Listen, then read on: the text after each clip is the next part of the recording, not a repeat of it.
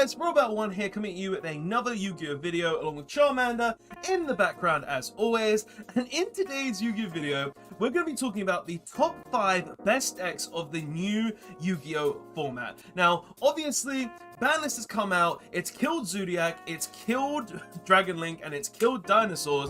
So we have got decks to talk about that are basically going to be replacing these decks in the top decks. And obviously, Zodiac, I'm not gonna lie, it's not completely dead without the Dryden because they can still make Zeus, but it's now completely going second deck, so you have to be able to attack with the Borbo to go ahead and go second. So that's just my personal thoughts on it when it comes down to it. But nonetheless, there is a way to play Yu-Gi-Oh now, and there are lots of other decks to play in the game, and we're going to be talking about the best decks to play in the game in this video. So hopefully you enjoy, hopefully you agree with some of my opinions, maybe get some ideas on what you are personally going to play this format, because me, I've got ideas on what I want to play, and me thinking that these decks are going to be some of the best decks in the format really does give me some good ideas. So let's go ahead and move over to the first deck we're going to be talking about because, well, it's one of the best. So guys, at number 5 for this video, I have Salomon Great. And you guys are probably thinking, how in God's name is Salomon Great one of the top 5 decks of the format? And I will say this to you guys,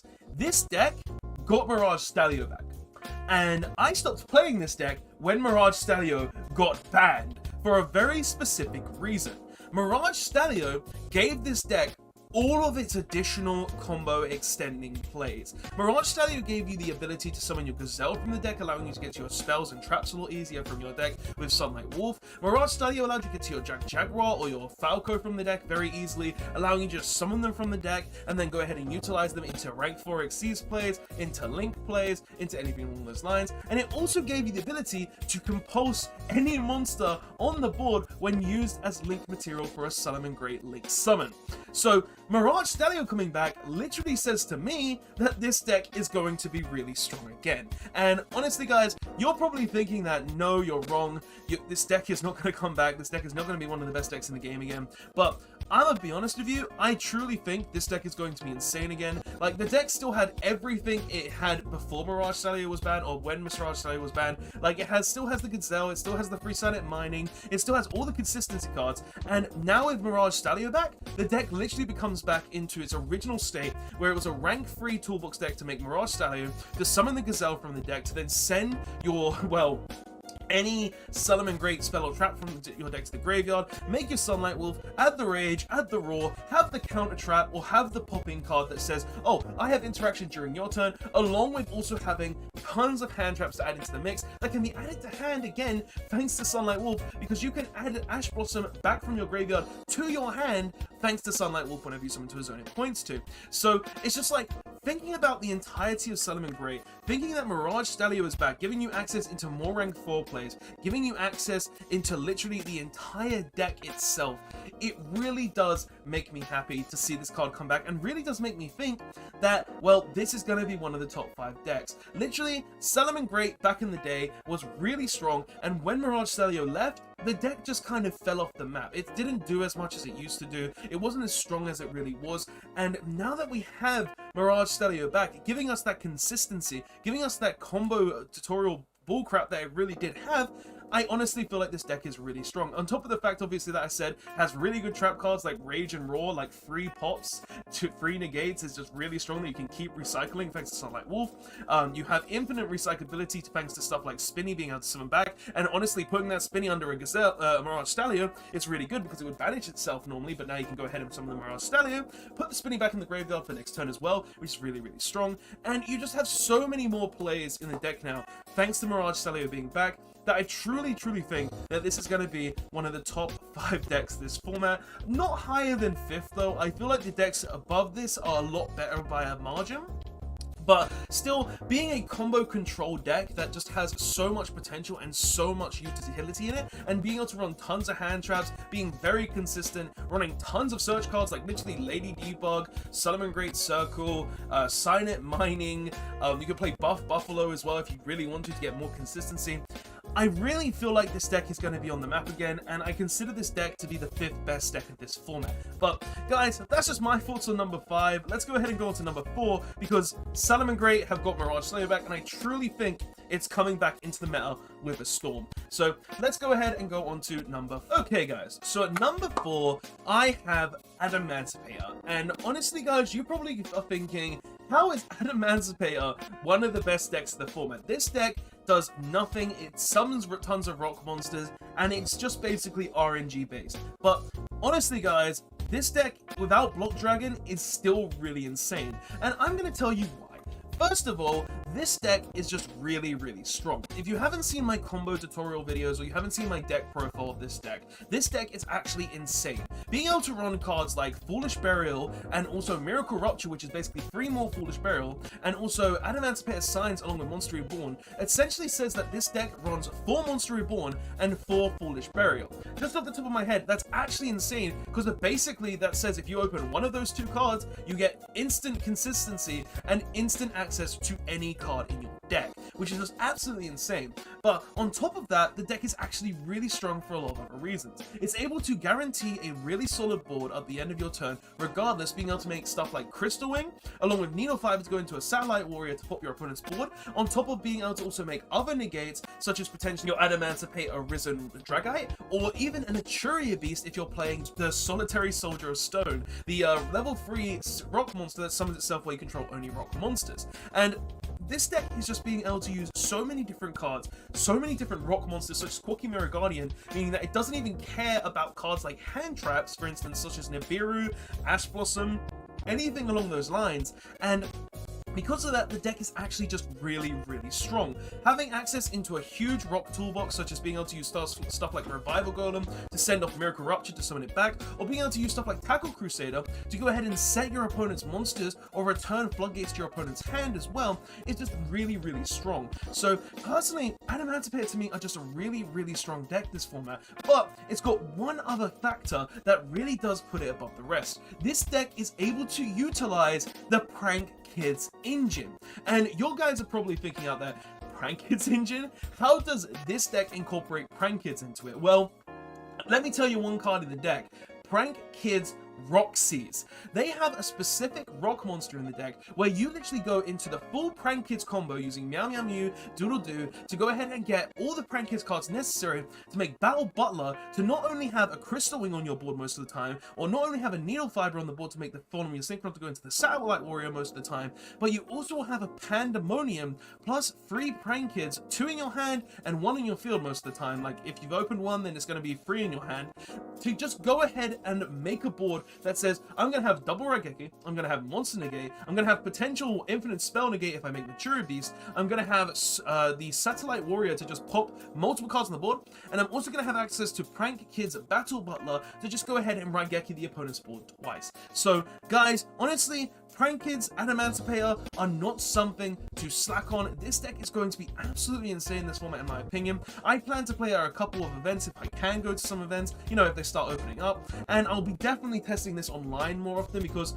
I love Adamantipator. I honestly think it's going to be one of the best decks of the format, and just having so much versatility, so much consistency, and just not caring about hand traps thanks to Quirky Mirror Guardian, I think this is going to be one of the best decks in the format. So guys, that's number 4 though. Let's go on to number 3 because honestly there's 3 other decks on this list and we need to talk about those too. So at number 3 I have Drytron, and guys, literally Lightning Overdrive made this deck more insane, and the ban list hitting Dragon Link and Dinos made this deck even more insane as well because of that. And you're probably thinking, why does Lightning Overdrive really boost this deck? Well, simply put, 2 cards, Diviner of the Herald and Moo Beta. Literally, the new Xyz monster for Drytrons and Diviner of the Herald are 2 very strong cards that make Drytron even stronger. Like, Drytron before were very consistent, being able to utilize their 1 Ben 10 to go ahead and search their fairies, and also being able to use Alpha to go ahead and search any ritual monster, not being able to use Zeta to search any ritual spell. But these two cards make the deck even more consistent and even more powerful in this format where Dragon Link and Dinosaurs are just hit and no longer able to play at their maximum power.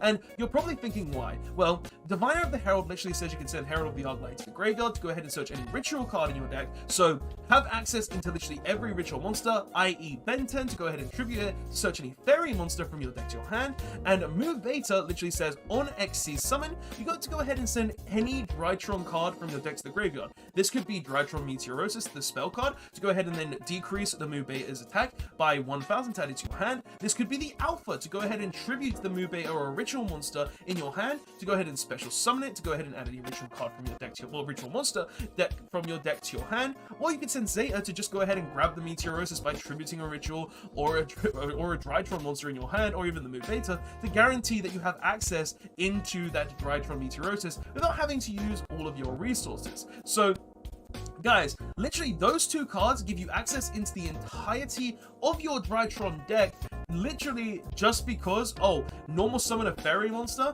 and also XC summon an Xyz monster that says get to any Drytron card in your deck. Like, the last ban list hurt Drytron a lot by limiting Beta, or sorry, no, limiting Ben 10, and also, well, banning Human Carrier. These two cards fix that issue, so don't worry about that. But even though these two cards bring the deck a lot of power into the game, there is still other reasons to why this deck is the third best deck, and it's because of the type of board it actually can make, utilizing a card called Herald of Perfectly Ultimateness. And, well, the Herald of Perfectly Ultimateness literally says you can discard fairies in your hand to go ahead and negate summons or negate any card in the game.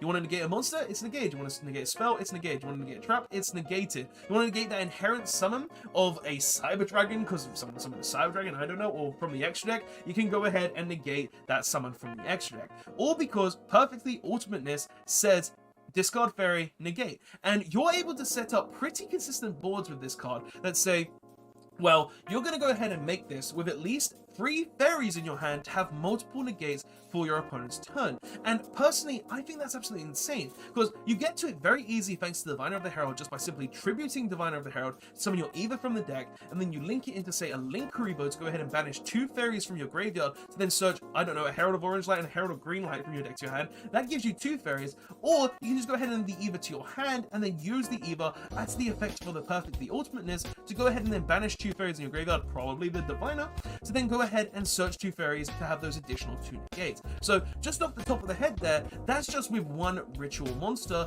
the Herald of Perfectly Ultimateness, that can be summoned by using one Drytron monster, because of Drytron Meteorosis says you can use attack points to ritual summon. So literally off the top of my head, I think Drytrons is absolutely insane. Getting more support from Lightning Overdrive really did make it more powerful. Having access into Perfectly Ultimateness is just absolutely insane, giving you so many negates for summons and effects, and the deck just has so much more as well in its consistency, in its playability, and the fact that I've only listed like 3 cards and the deck is just already really insane off the top. So guys, check out Drytron. It's definitely going to be a strong contender this format at number 3, but let's go ahead and go on to number 2, because there are decks in this format that I think are better than. So guys, at number 2, I have for you Tri-Brigade. And I don't think this should come as a surprise to anyone, seeing as Tri-Brigade are literally unhit on the ban list. Tenki is still up 3. They lost Dryden if you're playing the Zodiac variant, but does that really matter? No, because you're just going to go ahead and make a Zeus still. So what does it matter? The deck still has free Revolt, the deck still has everything it had before, and in my personal opinion, this deck is still going to be one of the best decks in the format. So let's talk about why. A couple of reasons. First off, this deck still has the Wind Barrier statue. Any Tri-Brigade version can literally just make Samorg, like literally you open Fractal, you send Fractal, you send Kit, you send Nerval, Nerval searches Ceres, you go ahead and summon the Ceres, and then you go ahead and banish free, summon the Samorg, summon the Wind Barrier statue, and be like, huh, yeah, only wins this turn. Have to waste your battle phase at least, mate. So, and you can't even target the wind barrier statue, so that's pretty good because there's some more. So just like off the top of my head, 1-card combo, wind barrier statue. But literally, there's so much more to it. This deck has so many different cards in it that really does make this deck really powerful. It's super consistent. It's able to use the card Tri-Brigade Revolt, which is just an insane trap card in general. Literally, target any number of banished beast warriors and then special summon them and then use them as a link summon for into your Shirag, which is going to go ahead and banish a card your opponent controls. Non-targeting, by the way. Absolutely insane right there. And on top of that, guys, on top of that, this deck can be used with any Winged Beast, Beast Warrior, Beast deck. So if you really wanted to play this with something like, I don't know, Melfi, you can play it with Melfi. If you wanted to use this with Zodiac still, as I said before, you're just going to summon Zeus, but it's going to work. If you're going to use this deck with, I don't know, Lyrilusk still, because Bird Up, you know what, Bird Up, you're going to go ahead and use it with the Lyrilusk to go ahead and have access into all of that stuff, to go ahead and still go into your Samorg in all of your Bird Up stuff, and you've still got so many different Winged Beast decks that you could potentially use this in to make this absolutely insane. And a variant that a friend of mine plays, the Gladiator Beast variant, which literally ends on up to 3 negates most of the time with a Wind Barrier statue. Like, honestly, guys, this deck is going to be absolutely insane. Tri-Brigade as a deck this format is going to be nuts. Being able to use this with so many different Beast Warrior, Winged Beast, or Beast decks, like, it's just absolutely insane. It has everything it had before. And guys, I really don't think I need to go too deep into why this deck is insane. Literally, Revolt is an insane card. It's literally Return from the Different Dimension. Summon Shirag, banish a card. You've got literally instant access into the Wind Barrier statue at any point in time if you open the Fractal. And you've got access into so many different decks and so many different engines for this deck that Tri-Brigade, this format, is going to do well regardless. So, number 2, Tri-Brigade, it's got a lot of potential. It's still really strong. And if it's reprinted in the Megatins, pick it up. Literally, you won't regret it. So, number 2, Tri-Brigade, honestly, great deck, this format. And if you're not playing it, I'm not really going to consider thinking about why you don't have the money. Okay, that's fair enough. You have the deck and you're not playing it yet. Not play the deck. So yeah, that's number 2, guys. Tri-Brigade, absolutely insane deck, definitely really strong. Bird statue, so many different options. Revolt, and just having tons of different cards in it that are just really, really strong, and just having free access into any link monster from the extra deck that's a Beast Warrior, Winged Beast, or Beast. There's no reason not to play this deck if you have it. It's a really, really strong deck, and you should definitely consider playing it. So number 2, Tri-Brigade. Let's go on to number 1. So guys, at number 1, I have for you the biggest monkey brain deck in the format. This will be the best deck because Konami refused to hit it, just like they refused to hit LP for multiple years, and that is Invoked Dogmatica, Invoked Shadow Dogmatica, Elder Lich Invoked Dogmatica. Any Invoked Dogmatica build is going to be good this format. And honestly, guys, that's for a couple of reasons. One, Alistair is just an instant inherent negate. You know why? Because your normal summon Alistair, you get the invocation, you go into your link monsters, then you go ahead and make Mechaba, and you look at your opponent and be like, infinite recyclable engine that also says I make a negate? Pretty strong. Just off the top of my head, that's really good, right? And the second point is Nadir's Servant, an absolutely insane card that should have definitely been put to 2 or 1 this format, literally says, oh, I'm going to go ahead and search Ecclesia. Ecclesia is going to get me punishment as well, and on top of that, I'm going to send App Cologne to go ahead and get the Shadow Schism to go ahead and make a window for my opponent's turn. Do I really have to explain this in any simpler way? Mechaba and Winder, along with a punishment and Ecclesia, is dumb, and Konami allowed this to stay in the game. I can just monkey brain my way to victory this format, and I don't care because, well, I'm not playing in tournaments right now, so I'm not playing this deck in tournaments till, well, tournaments start back up. So, you know what? Let the monkey brains be out there playing their deck in the tournament. I'm going to be a monkey brain probably in tournaments too. But you know what? This is definitely the best deck. Like, any deck that can put an inherent negate on the board, that can say, oh, I'm going to make a card that says you can only special summon once per turn, so you can't go into all of your big combo players, and also just go ahead and search a trap card that says I'm going to pop a card and pop an additional card if I send the Unce, or if I send the Amoga, just get free recyclability. The deck is going to be absolutely insane this format, and I don't think there's any simpler way to explain it to you guys saying, oh, this deck says negate and prevents special summoning. is there any simpler way to say that Alistair Monkey Dogmatica Invoked is, or Shadow Dogmatica Invoked if you're playing like the constructs and stuff, like with that to go ahead and go into the Shadow plays, or the Eldritch build where you go ahead and just banish traps, summon the Eldritch, the Golden Lord, and just do stuff there. I don't think there's any simpler way to say that these decks are going to be the best, and Alistair in Dogmatica, Invoke Dogmatica, is just going to be the best. Like, there's no way to say it any simpler, because the deck is just absolutely insane, and it's just really consistent, and it's even able to use a ton of hand traps as well. Like, if you play it without the Shadow stuff and without the Eldritch stuff, you can play up to like 12 to 15 hand traps. If you play it with it, you're normally going to be able to fit in 6 to 9. So, guys, that's just my thoughts and opinions, though. Tell me what your thoughts are in the comment section below. Do you think Alistair Monkey deck is going to be the best deck of the format? Do you think any of these other decks are going to be better than that deck? Do you think these decks could be changed out for other decks? I'd love to hear your thoughts and opinions on this in the comment section below, because this is just what I personally think are the best decks of the format. Like, going through the decks in the game right now, thinking about what beats what and how these decks really interact with the game, I just think these decks are going to be the best for a couple of reasons such as that. But tell me your thoughts, though. Tell me your list in the comment section below. I'd love to hear your thoughts and opinions. Maybe there's something on my list that you don't really agree with. Maybe you think Salamangreat should be changed with Engage.deck Sky Striker because Engage was put to 1. I don't think that, because 1 Engage doesn't really change much. It's still the same deck. You have to go second to guarantee it in your hand, so by attacking with Hayate than making the Kagari. But nonetheless, there are still ways to get to it. But guys, I'd love to hear your thoughts and opinions in the comments section below. Don't forget to like, comment, subscribe. Check the description for my Instagram to go ahead and see where I post stuff sometimes,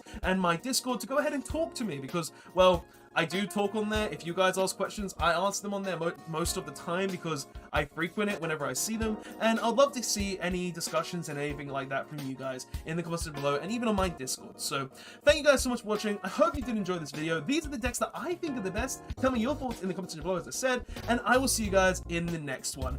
Alistair Monkeys, you got good. The rest of these decks, I think they're pretty good and are pretty strong. We'll see what happens. Anyway, guys, thanks so much for watching. I'll see you guys in the next one. Robot1, signing out. Later.